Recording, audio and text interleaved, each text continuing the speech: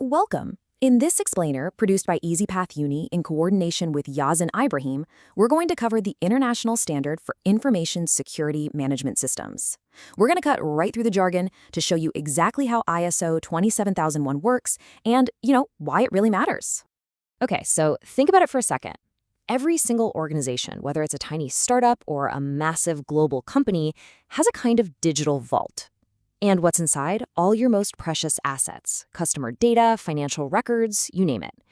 The thing is, that vault is constantly under threat. So here's the big question. How do you actually protect it? Well, the answer isn't just buying a better firewall or telling everyone to use stronger passwords. No, it's a system, a whole framework for managing your security. And the global gold standard for that system? That's ISO 27001.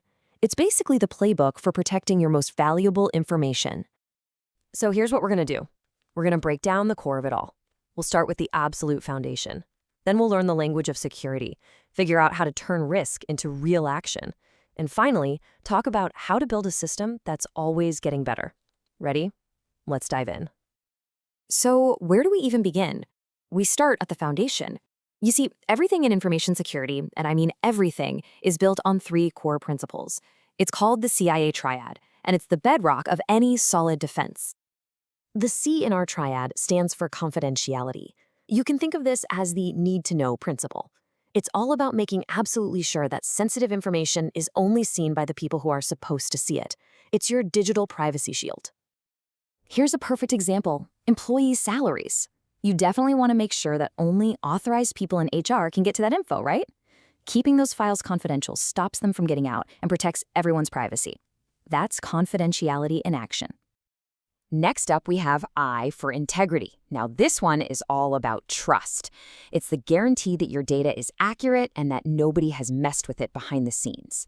We protect integrity with things like digital signatures and really strict tracking of any changes made to important files. Just imagine your company's financial records. An unauthorized change, even a tiny one, could be a total disaster for audits, for budgets, for big business decisions.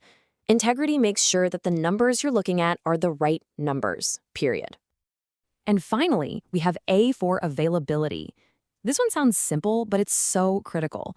I mean, information is totally useless if you can't get to it when you need it. This is all about uptime and reliability, making sure the digital lights are always on with things like backup systems and disaster recovery plans. The most obvious example, an e-commerce website. If that site goes down, customers can't shop, and the business loses money every single second it's offline. Availability makes sure the digital doors are always open for business. So you see, you need all three: confidentiality, integrity, and availability, all working together. Okay, now that we have the foundation down, let's learn the lingo. To manage security, you've got to speak the language.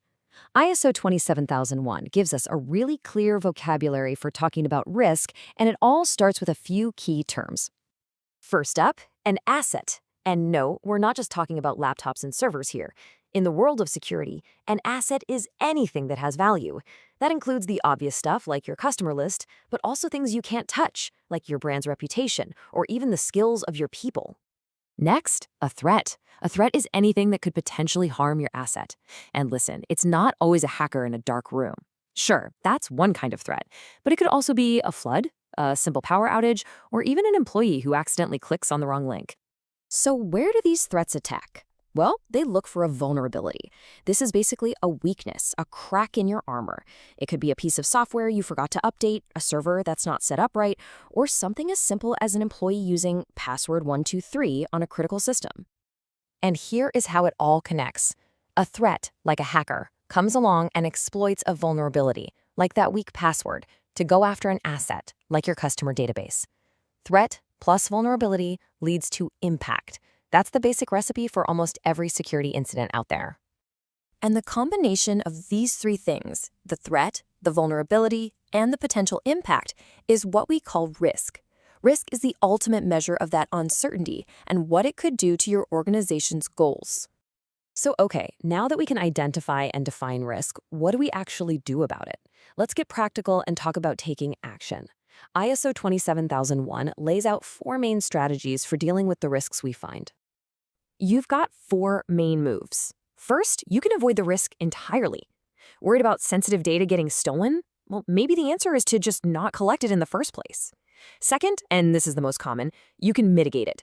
This is where you put in controls, like security patches, to make the risk smaller. Third, you can transfer it.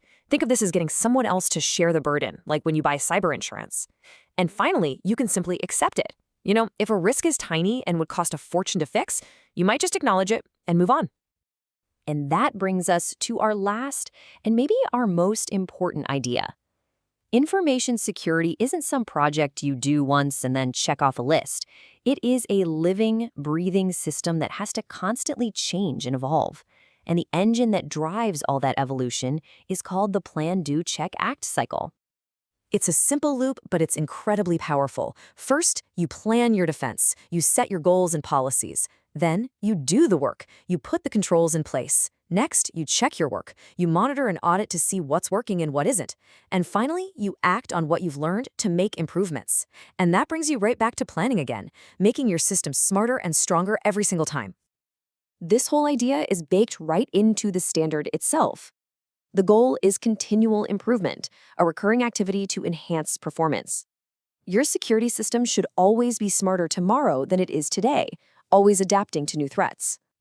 So, let's wrap this all up. What are the key takeaways? First, security is built on that CIA triad: confidentiality, integrity, and availability.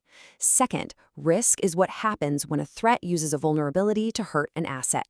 Third, you've got 4 ways to handle that risk: avoid, mitigate, transfer, or accept. And last but not least, a great security program is never done. It's a living system that's always getting better. And that leaves us with one final thought to take with you. Take a look at your own organization's approach to security.